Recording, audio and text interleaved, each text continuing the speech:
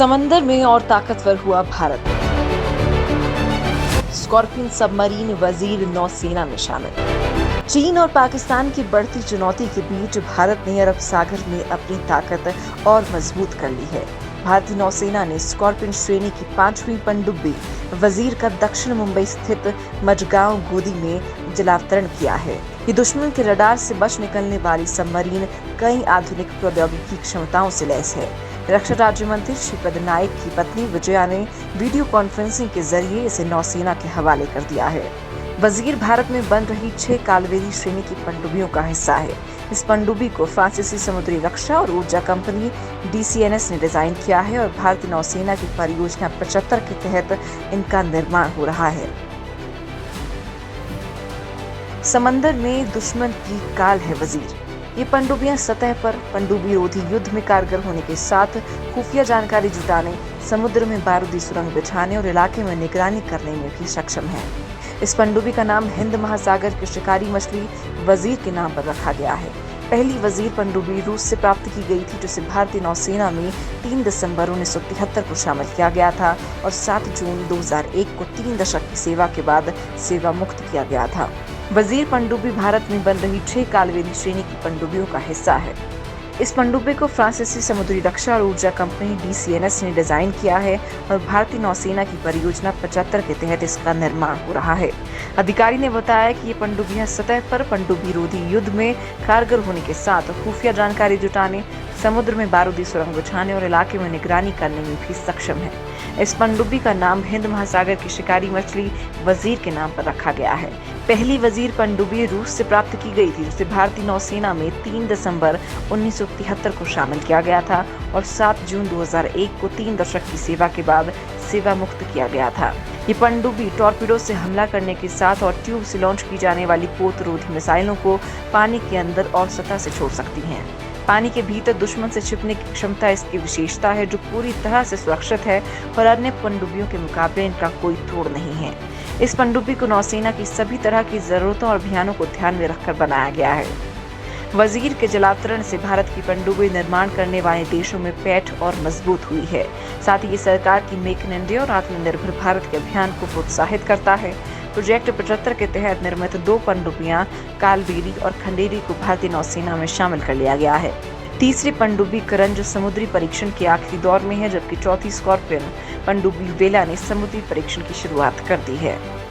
वहीं छठी पनडुब्बी वागशीर जलावतरण के लिए तैयार की जा रही है। Mazagon dock ship building limited द्वारा साल 1992 से 94 में निर्मित 2 SSK पनडुब्बी अब भी सेवा में है, जो मजगांव गोदी के कर्मियों की क्षमता और पेशेवर कुशलता का सबूत है।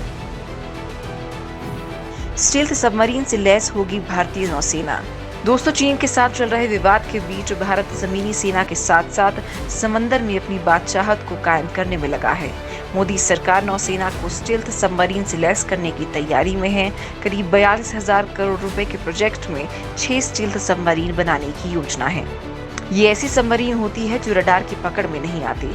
इतना ही नहीं, ऐसी पनडुब्बियों को ऑक्सीजन के लिए बार बार बाहर निकालना भी पड़ता है। दरअसल भारत ने ये कदम ऐसे वक्त में उठाया है जब चीन और पाकिस्तान दोनों ही उसके लिए खतरा बने हुए हैं। चीन लगातार अपनी नौसेना के बेड़े को मजबूत कर रहा है। समंदर की लड़ाई में हमेशा उसी का पलड़ा भारी रहता है, जिसके पास अत्याधुनिक सबमरीन होती है। ऐसे में भारत का स्टील्थ सबमरीन बनाने के प्रोजेक्ट को मंजूरी देने जा रहा है। इस प्रोजेक्ट के तहत 6 सबमरीन तैयार की जाएंगी। इस प्रोजेक्ट में एक स्टील्थ सबमरीन पर करीब 7,000 करोड़ रुपए खर्च होंगे। प्रोजेक्ट 75 इंडिया की तरह अत्याधुनिक स्टील्थ सबमरीन तैयार की जाएंगी। भारतीय नौसेना को पहली पनडुब्बी साल 2022 में मिलेगी। इन सभी सबमरीन का निर्माण भारत सरकार की महत्वाकांक्षी योजना मेक इन इंडिया के तहत होगा। केंद्र सरकार ने मेक इन इंडिया के अंतर्गत डोमेस्टिक प्रोडक्शन को बढ़ावा देने के लिए साल 2017 की मई में स्ट्रैटेजिक पार्टनरशिप पॉलिसी की घोषणा की थी। इसी पॉलिसी के तहत सबसे पहले इन्हीं पनडुब्बियों को बनाया जाएगा। इसके लिए विदेशी कंपनियों की मदद ली जाएगी, लेकिन इसका निर्माण भारत में ही होगा। भारत के लिए क्यों जरूरी है स्टील्थ सबमरीन? भारतीय नौसेना को पानी के अंदर युद्ध के हथियारों की भारी कमी हो रही है। अभी नौसेना के पास सिर्फ 2 स्कॉर्पियन और 13 पुरानी पीढ़ी के डीजल इलेक्ट्रिकल सबमरीन हैं, जिन्हें 20 साल पहले बेड़े में शामिल किया गया था। इनके अलावा भारतीय नौसेना के पास परमाणु क्षमता से लैस 2 पनडुब्बियां भी हैं। चीन हिंद महासागर में अपनी नौसेना की ताकत को लगातार बढ़ा रहा है, जिससे भारत के लिए लगातार चुनौती बढ़ती जा रही है। चीन के पास इस समय 50 डीजल इलेक्ट्रिक और 10 न्यूक्लियर सबमरीन्स हैं, जबकि पाकिस्तान के पास 5 पनडुब्बियां हैं। चीन अगले साल तक 8 चीनी युआन क्लास सबमरीन्स अपने बेड़े में शामिल कर लेगा और इसी को देखते हुए भारत स्टील्थ पनडुब्बी बनाने जा रहा है। आज की तारीख में हिंद महासागर में जिसका वर्चस्व रहेगा, उसी की एशिया में तूती बोलेगी। इसलिए चाइना भी लगातार हिंद महासागर क्षेत्र में अपनी नौसेना की मौजूदगी बढ़ा रहा है। अगर सब कुछ तय योजना के मुताबिक हुआ तो अगले 7 सालों में 6 स्टील्थ सबमरीन यानी समंदर के मायावी योद्धा भारतीय नौसेना को मिल जाएंगे, जिसके बाद समंदर में भारतीय नौसेना की ताकत कई गुना बढ़ जाएगी। क्यों घातक मानी जाती है स्टील्थ सबमरीन? स्टील्थ का मतलब होता है गुप्त, छिपा हुआ। इस तरह स्टील्थ सबमरीन का मतलब हुआ गुप्त पनडुब्बी। इसे गुप्त पनडुब्बी इसलिए कहा जाता है क्योंकि ये पानी के अंदर लंबे वक्त तक ऑपरेशन को अंजाम दे सकती है।